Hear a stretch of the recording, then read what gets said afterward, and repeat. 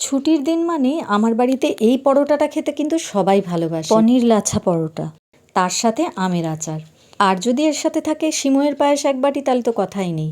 ময়দায় নুন চিনি তেল দিয়ে যেভাবে ময়ান দিই, তার সাথে একটু জোয়ান দিয়ে দিই, এতে টেস্টটা আরও ভালো হয়।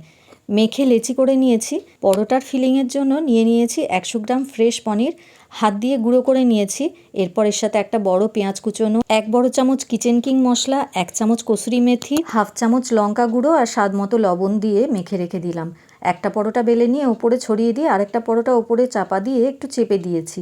একটা ছুরির সাহায্যে স্ট্রিপে কেটে নিয়ে রোল করে নেব। শুকনো ময়দা ছড়িয়ে বেলে নিয়ে দুপাশটা লাল করে ভেজে নেব। পনির লাচ্ছা পরোটার সাথে দিয়ে দেব আমের আচার আর বানিয়ে নেব সেমাইয়ের ক্ষীর বা সেমাইয়ের পায়েস।